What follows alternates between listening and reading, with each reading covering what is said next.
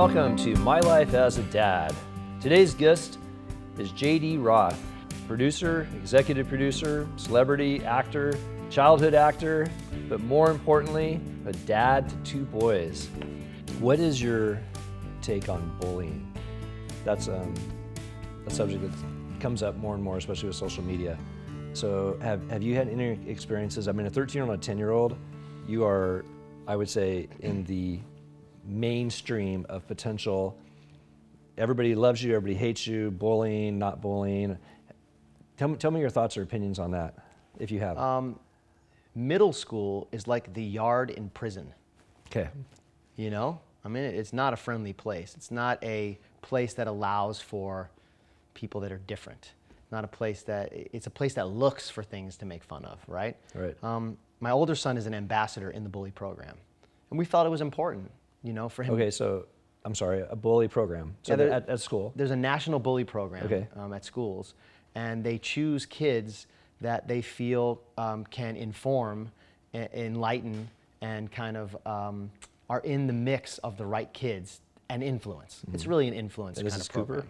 Cooper. Okay. They asked him to be in it, and they pick kids from certain walks of life that can influence in a situation. So he's in a crowd of A-type guys, and you know, he was class president at Grandview, and they kind of know the track he's on, and you go in and you learn for days. It's not like, oh, an hour class and you're done. And they do stand-up and skits, and they improv, and they show them situations and what you can do, and it's definitely helped them. And it's interesting, the number one thing in a situation where someone's getting bullied and you're standing there, the number one thing you can do, which is crazy because as a parent we do it all the time, distract. Give me an example. You know, a bully's picking on someone, right? He's getting in the guy's face, and you can say, hey man, hey, one of the teachers just looked over here. Or, hey, come over here, let me talk to you about this. And it disarms the moment. And so it calms everyone down. No different than the prison yard, right? I mean, it's all the same kind of moment. Right, the guards are watching us, or warden's coming in, or... I think there's an overreaction to bullying as well. It sort of becomes like, you know, 10 people are gluten-free, and then gluten-free is on every package in the grocery store. It's like there are some people that are getting bullied, and all of a sudden it's a natural, you know, epidemic. Right.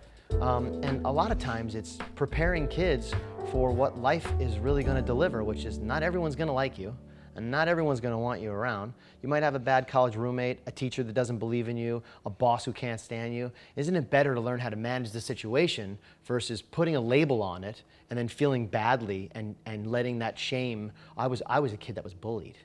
That's not very empowering. Right. That's not very inspirational or aspirational. Nobody aspires to be the kid that gets picked on. Right. You know? So a lot of it, as a parent, for me, is just preparing the kids. Yeah, there's gonna be kids that don't make fun of your hair. You know, there's gonna be, and you have to decide in the moment which bully needs to be popped in the face, which bully needs to be ignored, you know, which bully you need to gather your friends around, and it's strength in numbers, and recognizing the situation and realizing, well, how serious is it? You know, it's like, in the end, is it really worth arguing about? Was it one of those moments or not? You know, the best marriages I know are the ones where you, in the middle of an argument, you think, does this really matter? Right. No. All right, let's move on. All right. Can we end this somehow and move it a different way? Just right. let it go. You know, sometimes that's the most effective way to kind of disarm the moment. My life as a dad.